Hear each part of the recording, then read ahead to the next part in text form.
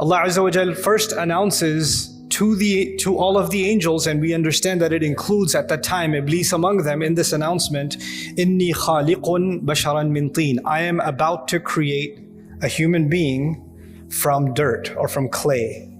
So Allah has, when He's saying this, He has not made Adam yet. Adam alayhi salam has not been created yet, but the announcement has been made that Allah is about to do it. This is khaliqun basharan min teen.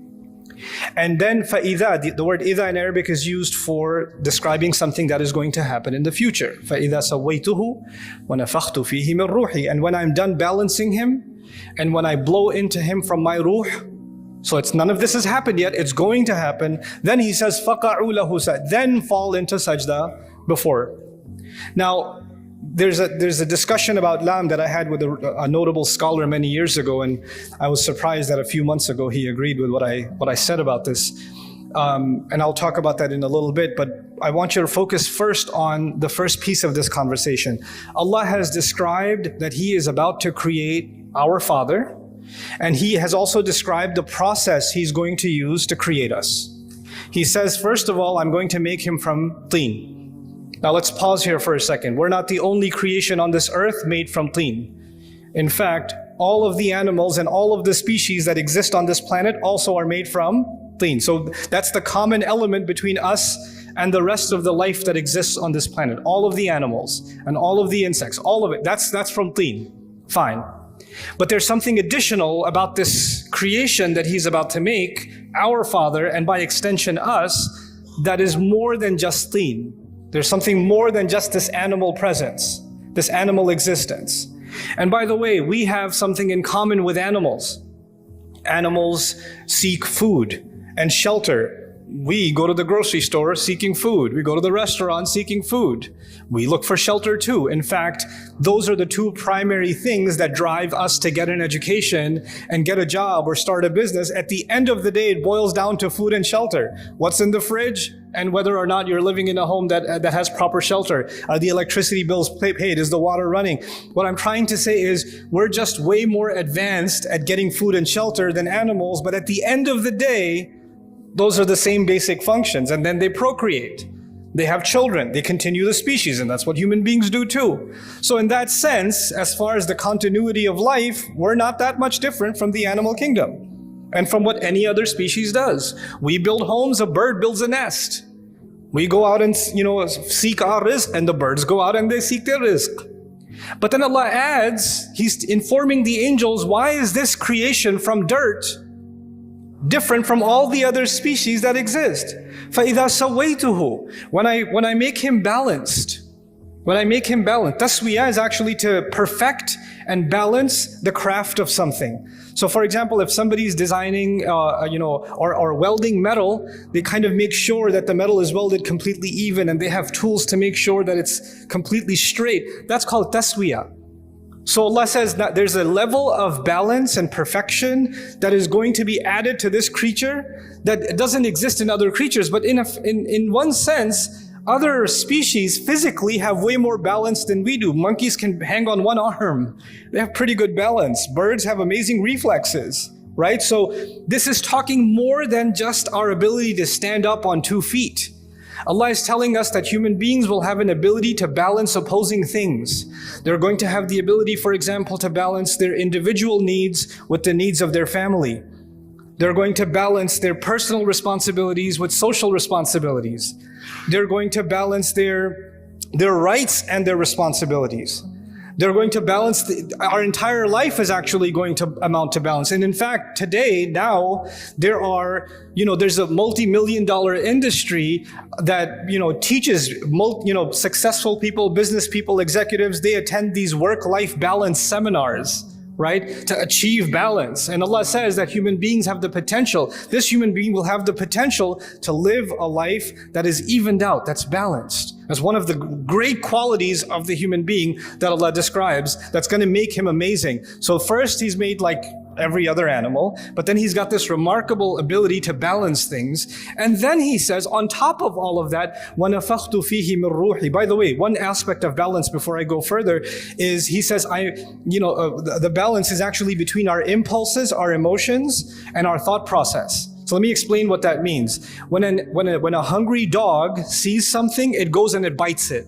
It doesn't think about the consequences. There's the emotion and then there's the action. That's it. But human beings, they can look at something and say, no, that's illegal.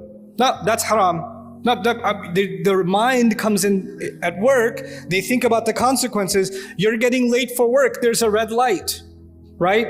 You have the ability to balance your emotion, your need, your desire to get to work early, but your need to abide by the law and stop at the red light. We're able to balance our thoughts and our emotions. Unlike other species, when they have an emotion, they have an impulse, they jump on it.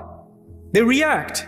But we can think about the consequences. We can think about the long term. We can hold ourselves back. That's actually one of the great names of our intellect in the Quran is Al-Hijr and An-Nuha. These are words that are used to describe our intellect. And Al-Hijr means a boulder, a rock, because a rock is a barrier to moving forward. And An-Nuha is prevention, because our mind prevents us from doing stupid things.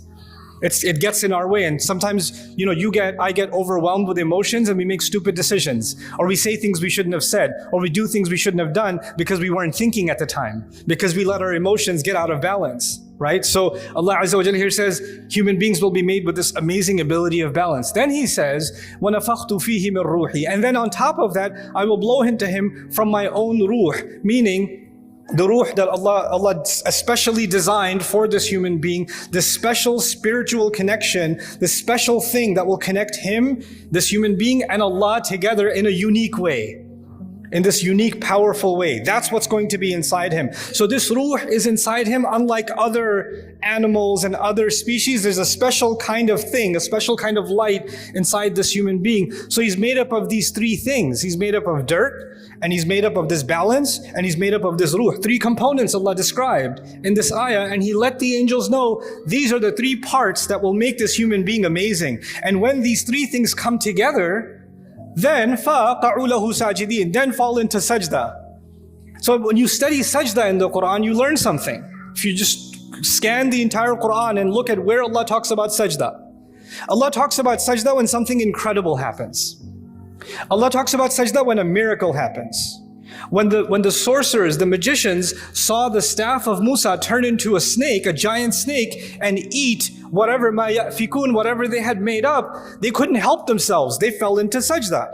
When Christian people came to visit Rasulullah sallallahu alaihi wasallam and they heard the Quran, تَرَى أَعْيُنَهُمْ تَفِيضُ مِنَ الدَّمْعِ, you're going to see their eyes start rolling with tears. يَخِرُّونَ لِلْأَذْقَانِ سُجَّدًا, they fall on their faces in sajda because they're so overwhelmed by the miracle of the Quran. There's even an incident in the seerah of the Prophet sallallahu alaihi wasallam where when the ayah, the kuffar were listening. The kuffar, they don't even believe in the Quran. They were listening. فَأَنذَرْتُكُمْ صَاعِقَةً مِثْلَ صَاعِقَةِ عَادٍ وَثَمُودٍ. When the ayah came, I warn you of a thunderbolt like the one that came to Ad and Thamud. They fell into sajda. They couldn't even help themselves.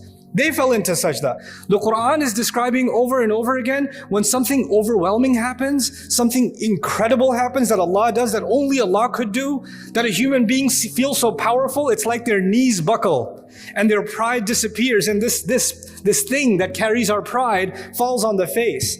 In every culture, historically, this is the place of pride. This is why the king wears the crown here, not on the wrist. Nowadays, the status symbol is an expensive watch or something that's on the wrist, right? But historically, what is the show of pride in every culture is what goes on the head, right? The turban goes on the head, the crown goes on the head, This is the show of where you stand.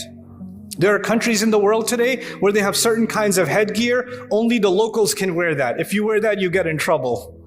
You can wear a different color. You can't wear, that's their color. That's the elite class, This is our pride. This is our sense of position in society. And you know what? All of that disappears when you recognize the power of Allah. You're overwhelmed by that. You just fall into sajda. That's what the Quran describes over and over again. And Allah is making a claim here to all of the angels. And the angels, it's important to note, the angels don't just see the seen.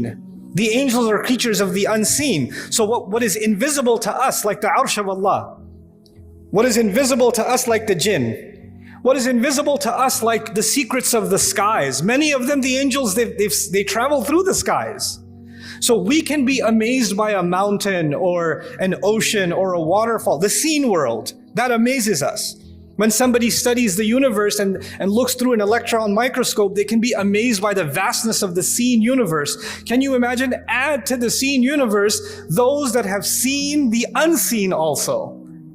How much more amazed by what Allah does are they? And then on top of that, they get to communicate directly with Allah. Allah talks directly to the angels. They're not like us. They have direct back and forth communication with Allah. And Allah is telling them that this creature is so incredible. Of all the vast universe that He created, of all the things that He put in this remarkable seen and unseen kaun, He says this one thing is so powerful that every last one of you should be overwhelmed at what Allah has done when He created Adam. That you should fall into sajda. You should just be like in awe of this incredible miracle of Allah that deserves that all of the angels of Allah, فَسَجَدَ الْمَلَائِكَةُ كُلُّهُمْ أَجْمَعُونَ, all of them, all together fell into sajda.